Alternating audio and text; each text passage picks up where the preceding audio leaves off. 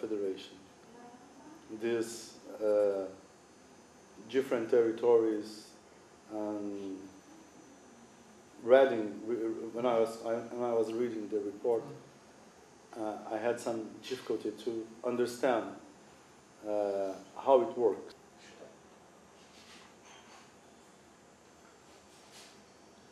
It seems that that's the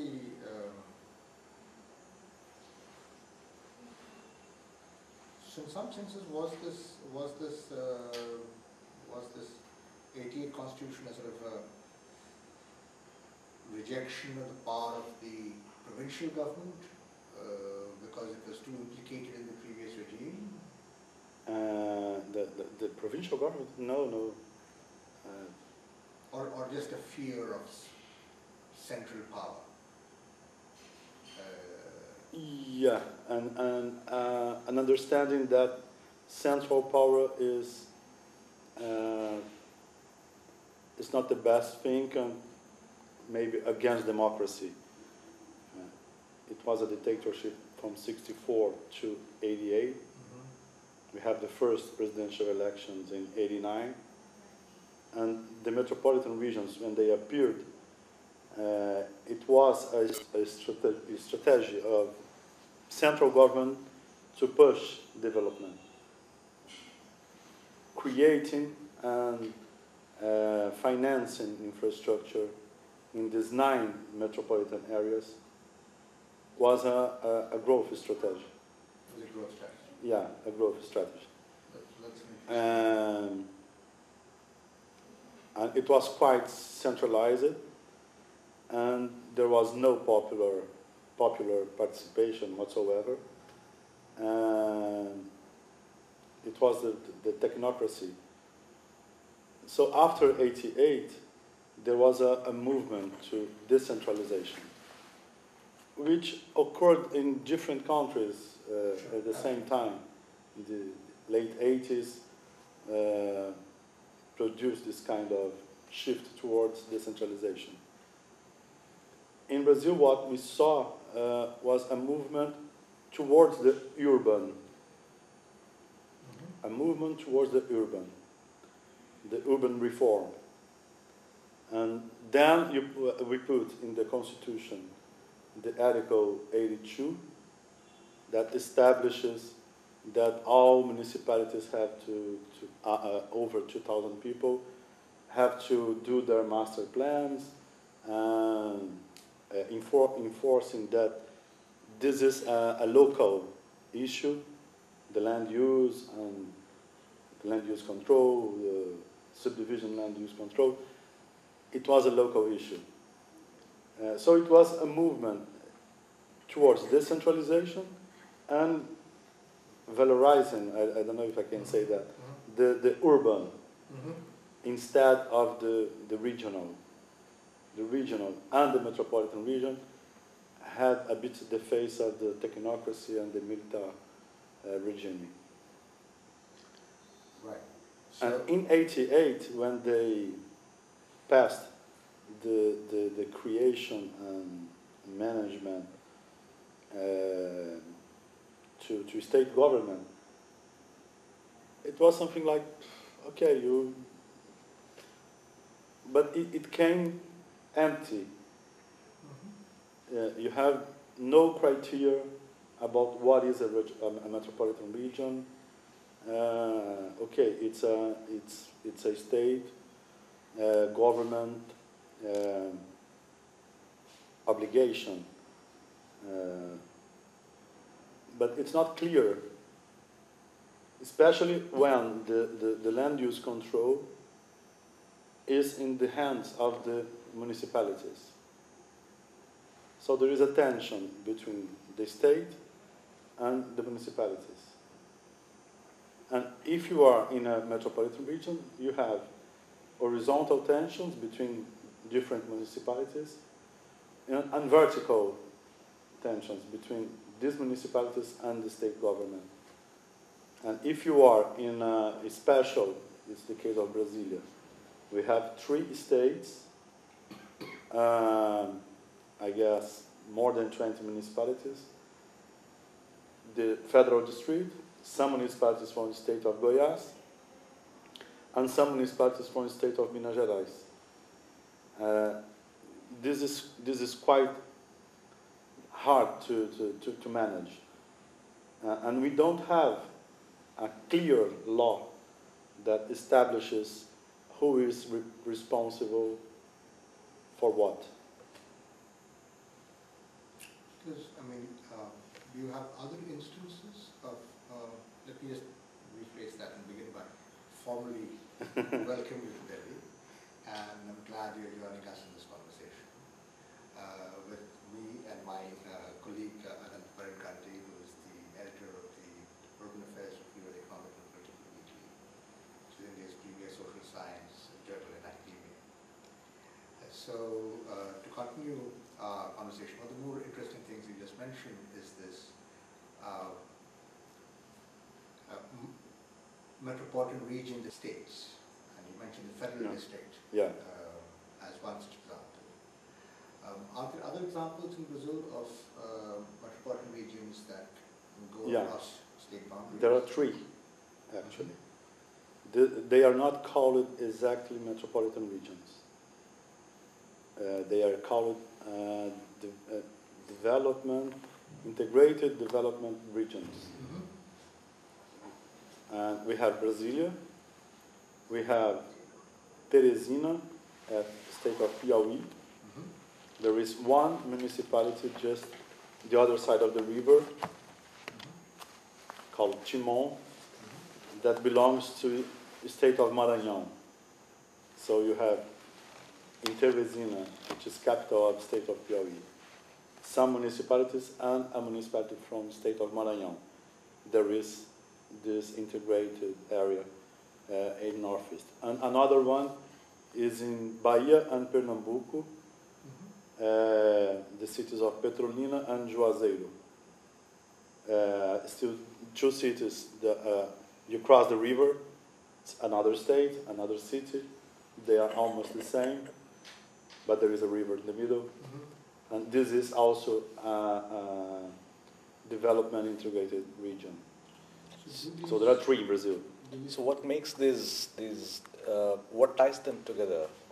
These are all municipalities, which in some cases may be in different states. In some cases they could be in the same state. But what is it that ties them together? Is it a governmental program that comes from the federal? No, not really.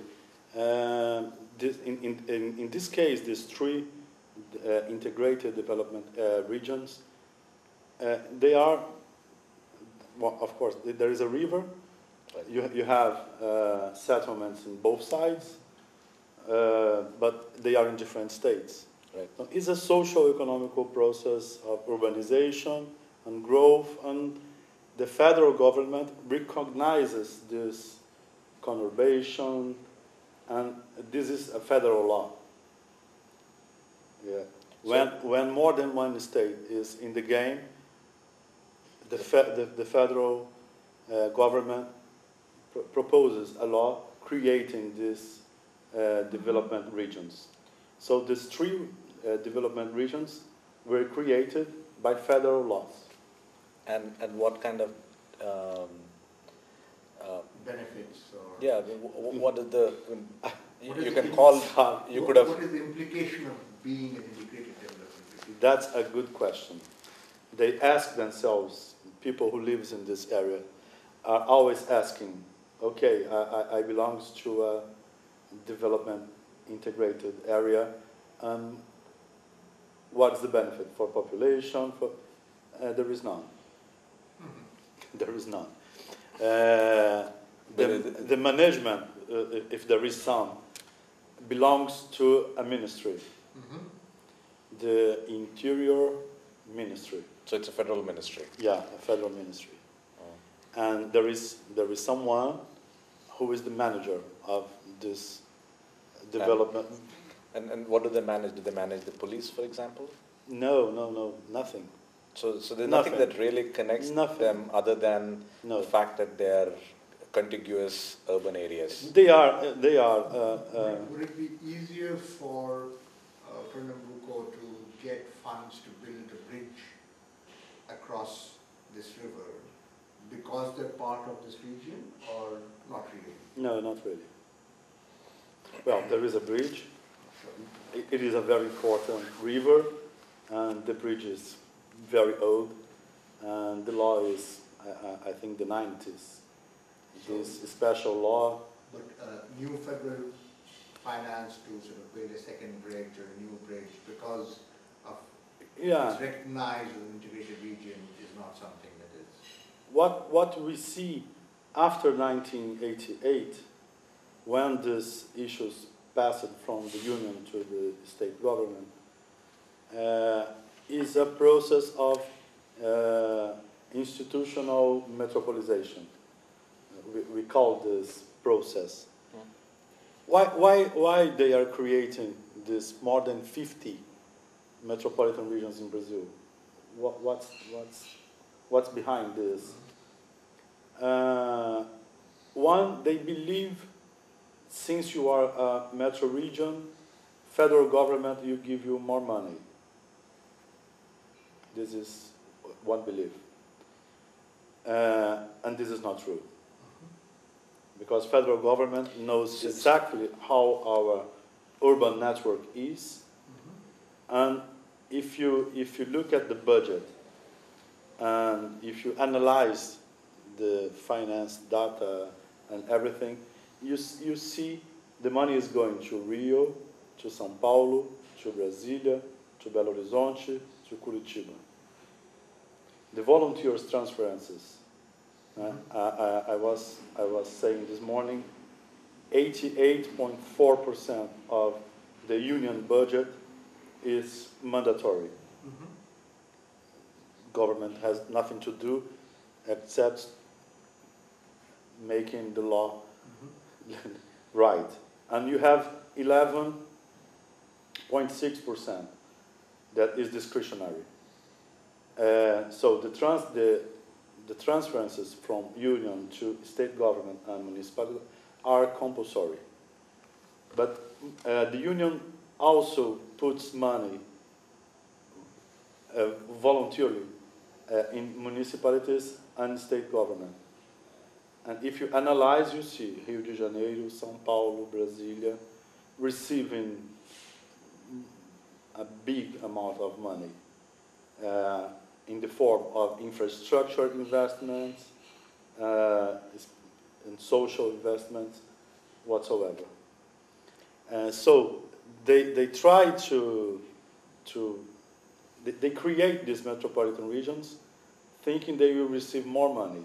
It's not true. So if you, to understand this process better, would it be right then to say that a set of municipalities can come together and say that we are a metropolitan region? Can they say that? No. Or is it the decision of the provincial government? Yeah. It's a provincial. Yeah, the state government must agree, it's a state law. Right. You create a law. But where does the demand come from? For example, you're saying that 50 of them have done this. It's top down. It's top down. So it's the state government which does it. Yeah. And hoping that the central government will give them money because they have metropolitan regions within those states. There is one thing that is true in this whole thing. When you are a metro region, suppose you have 10 municipalities in a metro region, the phone calls are all local. So there is one benefit. There is one benefit, a small one. With your neighbors, you live in a municipality, I live in the other, there is just a street between us. And I call you, it's a direct call. I pay more for it. It's not a local call. If we are a metro region, it's local call. This is one benefit. The second, if you have a social economic dynamics in the region, you may obtain a kind of some economy scales in the transport and establish partnerships between municipalities to have a better transport system. But that's something that happens between municipalities. Yeah. They can organize it among themselves. They don't need to be a metro region to do that. Not really. Since you're speaking of transport, that seems to be one of the key things which integrate metro regions. Yeah. So what is the manner in which transport is handled? Is it a provincial function? Is it a federal function? Both. It's a horizontal and common competence. You have, if your transport line is within your municipality, the local authority have to give a concession for you to operate a local system. So, for example, the example that you raised in the morning about the PPP line, the yellow line. Yeah, in São Paulo. In São Paulo. This is different because we have some differences. When it comes to the metro and the train lines, it's the state government rather than the local government, the prefecture.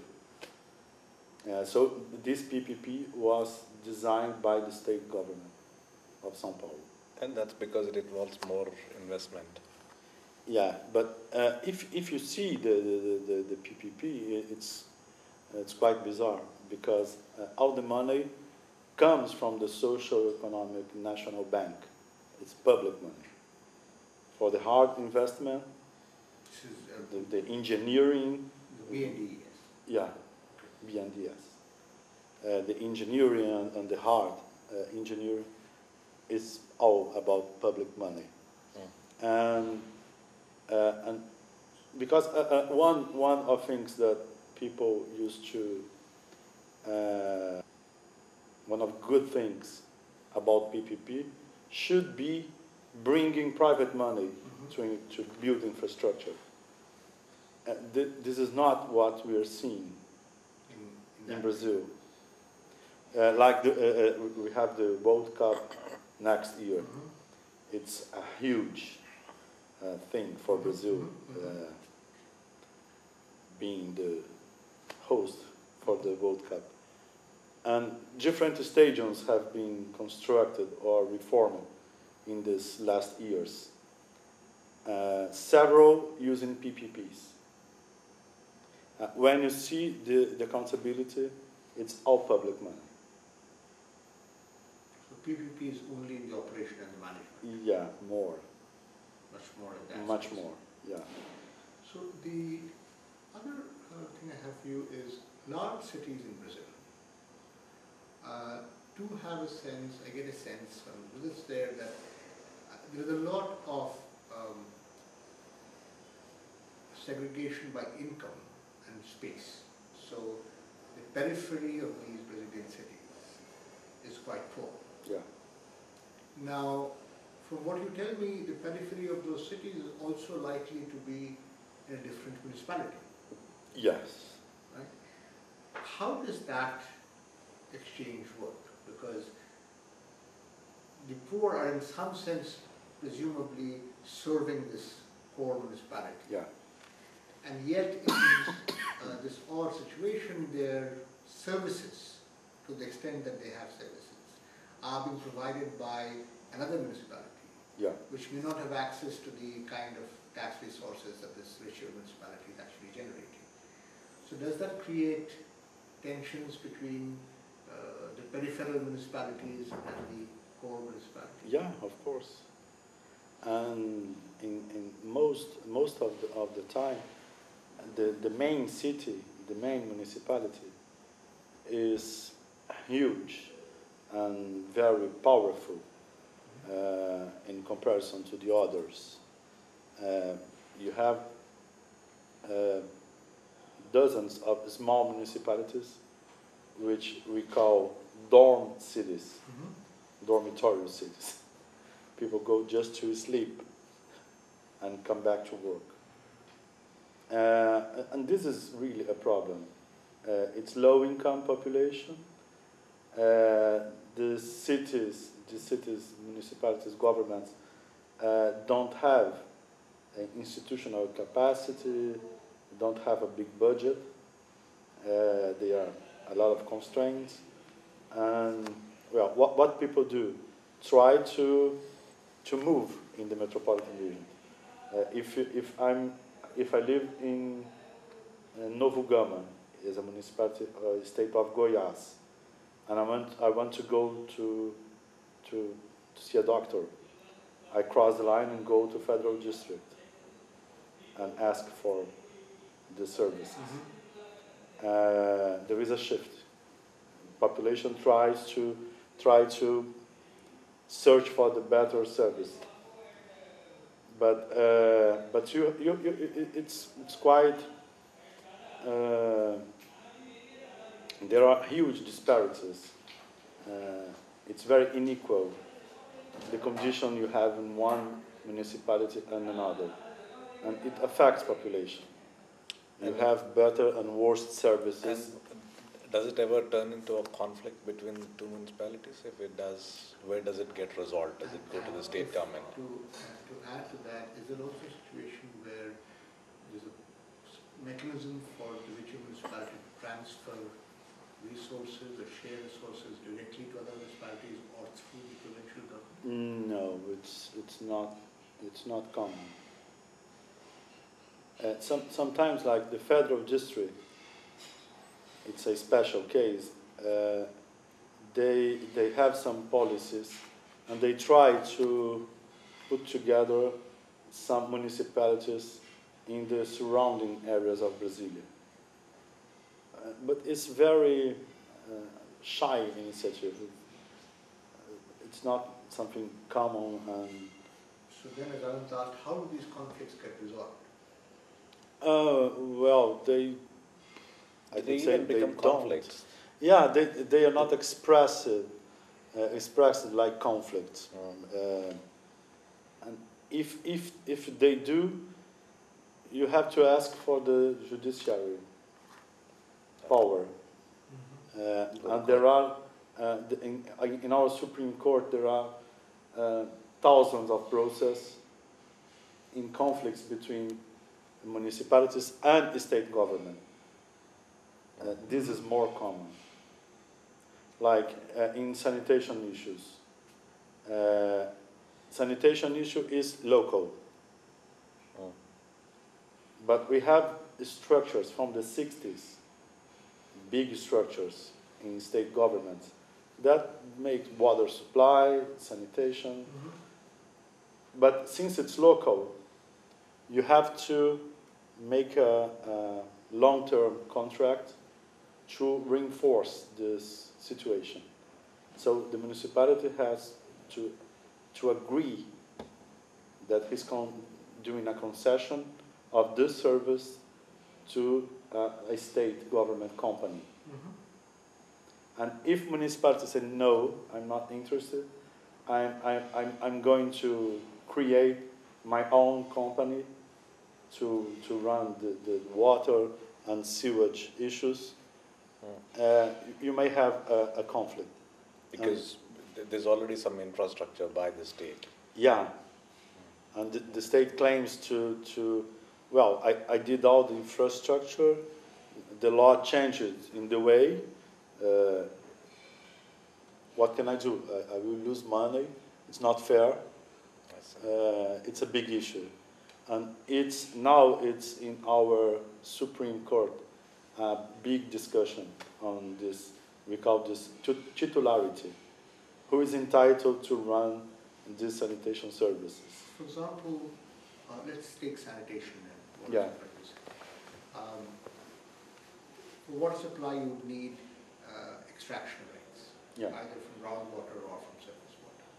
And for sanitation, you would need disposal rights, outfall very large.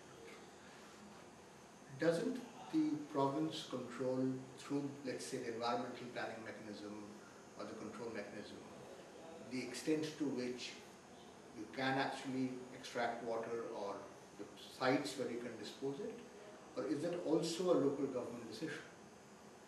So doesn't the local government then have to negotiate with the state in where you can extract water, and does not that give the state leverage and power to persuade or lean on the local That's government? precisely the conflict.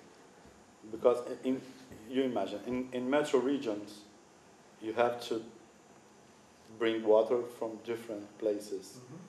And rarely in your municipality, in the capital, you have reservoirs all around in the surrounding municipalities. And it's a system. As I said, these companies were created in the 60s. They survived until today. They are celebrating 5 decades. Yeah, old companies, and they did a lot of investment. And it's a system, a complex system. If a municipality decides, based on the constitution, that it is a local service, we have a conflict. That's precisely what is going on. But I have to say, the state government is doing different state governments. We have 27 of them. Are doing a big effort to solve these questions and to present good proposals for municipalities to sign long-term contracts, again, 25-year contracts. So there is a negotiation going on. There is a conflict, but there is a negotiation going on. There is not a big crisis. And if you see the data, water supply is not a big issue in Brazil, especially in metro regions. Maybe Manaus and Belém you have problems, but it's more than 90% the coverage tax of water supply and sewage. But that brings me to another thing that I've been wondering about.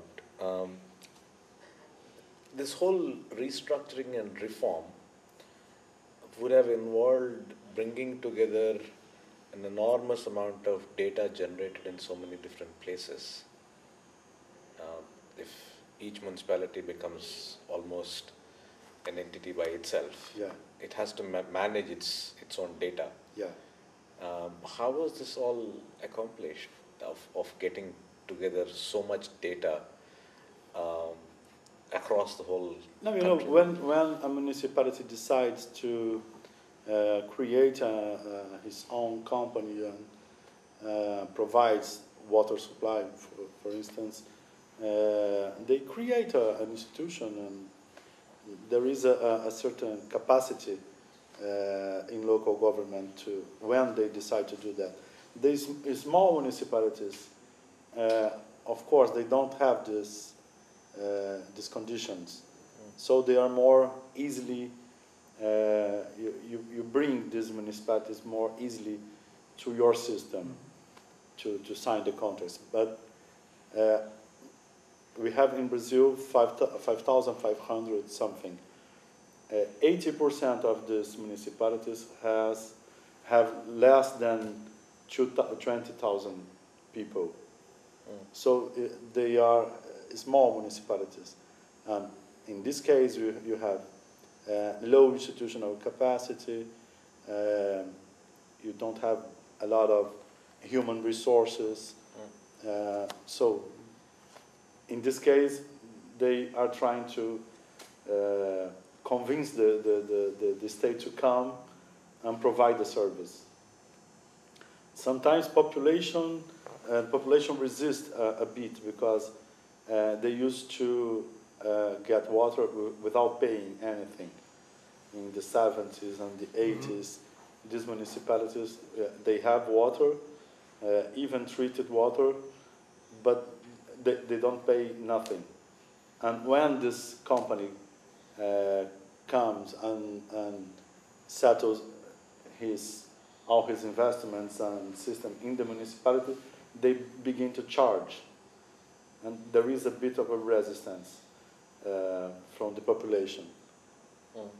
But well, it's just in the beginning. After they are quite pleased with the quality of water, and so. But these municipalities that are more populated, and the conflicts seems to be more present, and especially in metro regions. So the metro region is not allowed. Is there a reasonable overlap between the area which is served by one of these large water companies and the coverage of the metro region? No. No. So a metro region might be served by more than one Yeah. water company. Yeah. Today, I think I showed today a map of São Paulo. You have 7 different companies providing water in the metro region, in São Paulo metro region. 7 different companies.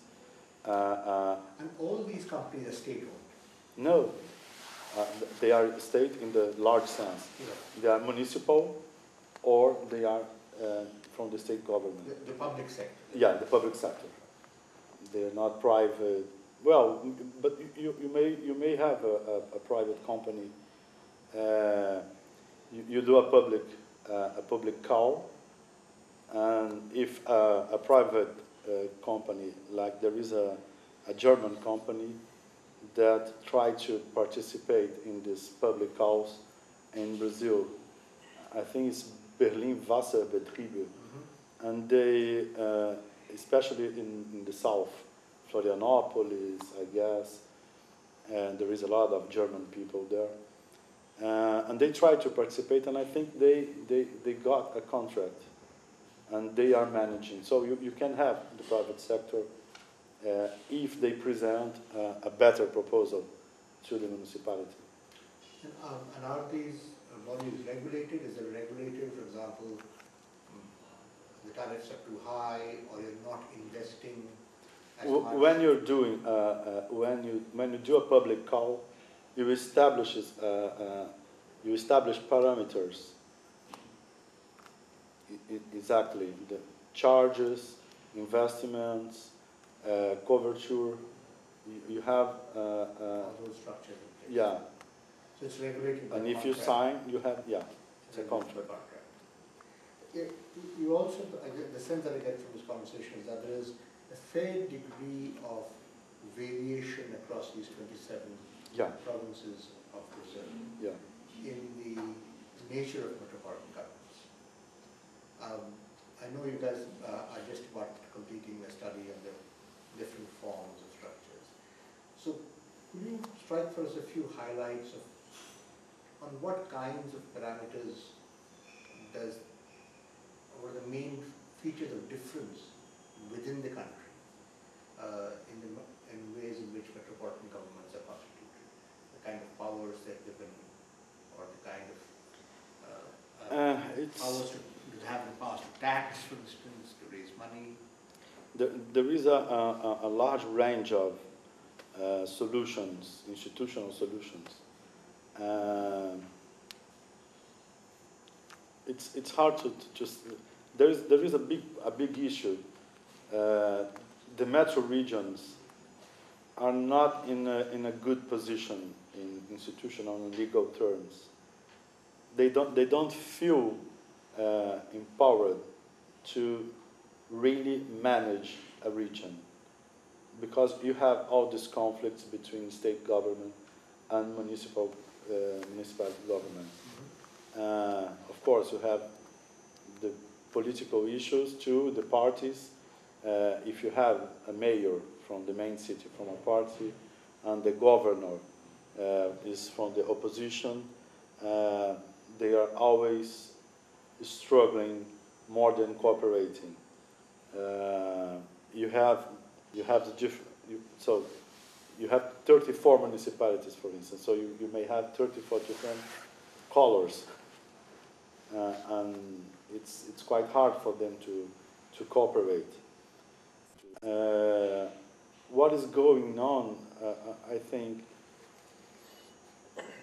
it's more like a collection of different experiences, especially in some public functions.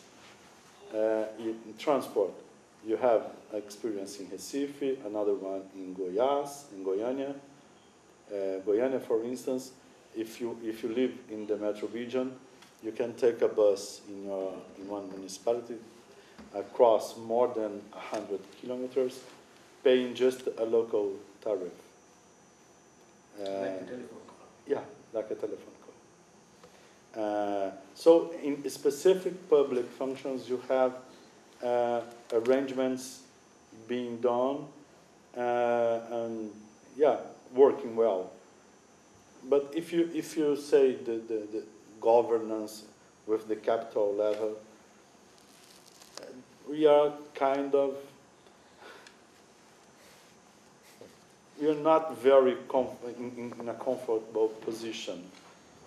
Minas Gerais, state of Minas Gerais, they created a management for Metro Region's law. Very, there is an institutional design, you have a council, you have an agency, you have the fund. The design is there. But what is really going on? Nothing. There are, I guess, 34 municipalities in this metro region. 5 municipalities decide to create a group, and they are talking to each other and making some resolutions because they are more integrated. And this is not happening in the metro region management. They are working aside. Does ethnicity matter at all in this kind of lack of integration or the differentiation that's happening here? Different races. Does race matter? And no, not at all. No. So what's the difference between these different places? Like why would these 5 municipalities begin to talk to each other? Because they are more integrated. Economically. Yeah, economically, and you have this pendulum movement of population looking for job and to study. So you're describing how people move yeah. between municipalities to try and find something. So yeah. that movement itself creates connections and networks. In our census, you have a question that is precisely where do you live? Well, of course, you are in your house. The researcher goes there with the pad, but where do you work? I work in another municipality. Okay, you work in another municipality. How many hours do you take going and coming back? And this question is made for job and for the students. So we know this pendulum movement of population. In this case, these 5 municipalities, they are quite integrated. People live in one, study in another, work in another. It's a city.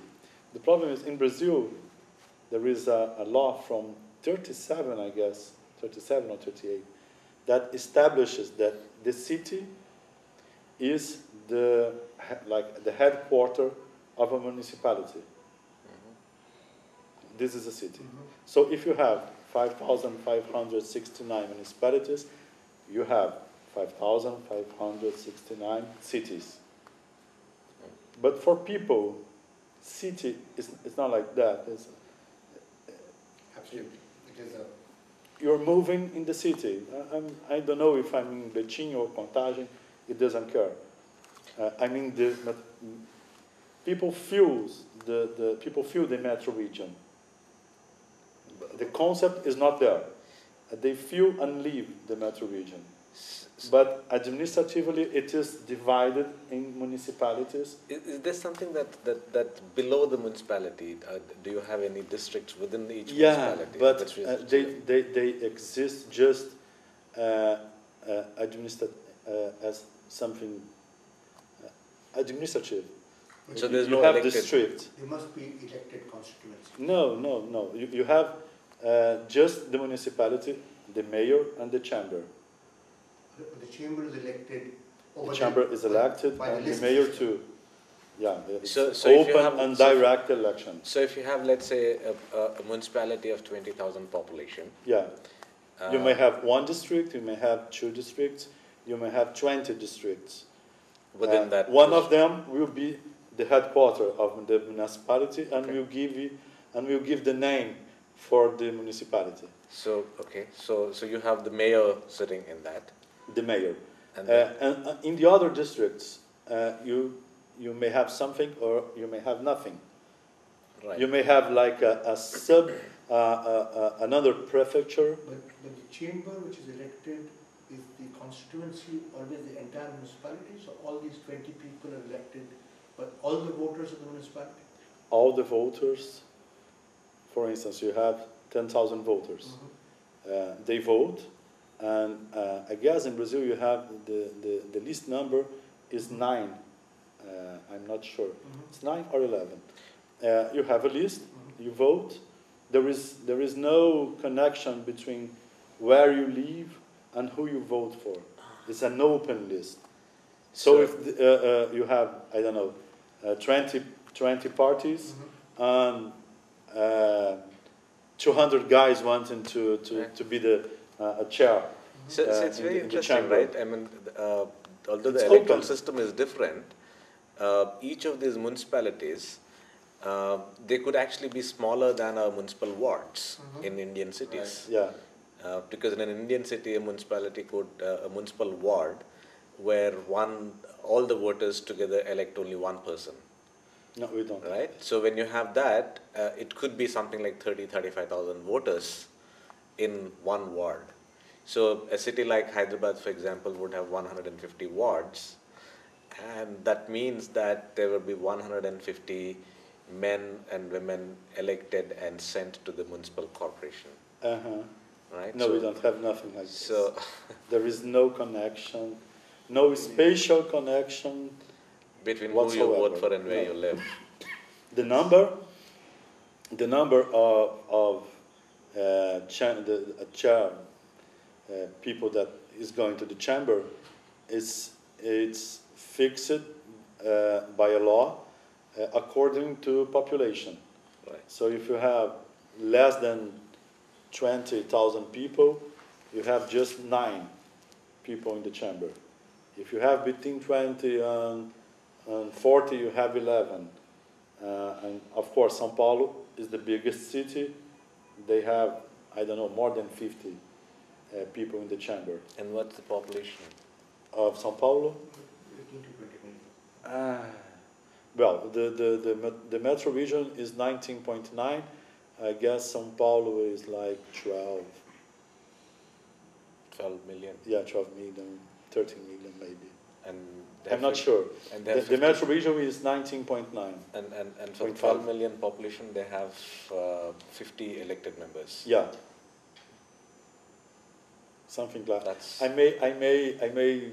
If you ask me, if you write me, I can ask you precisely. No, that's this fine. Number. I'm not looking at the numbers. We're just thinking of because there's no real sense of representing a constituency, right? Right. So all these 50 people are chosen in some sense by all the entire city as a whole. Yeah.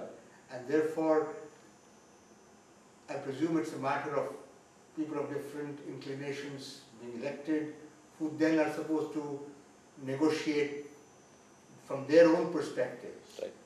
But always keeping in mind the city as a whole, because they're not representing any particular ward, constituency, locality. That's right, but then of course you have in practice this connection.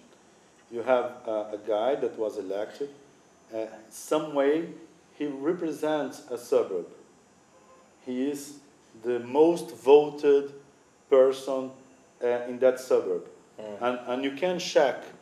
You can go to the results in that zone, electoral zone, and see who is the most voted, and maybe he will be elected.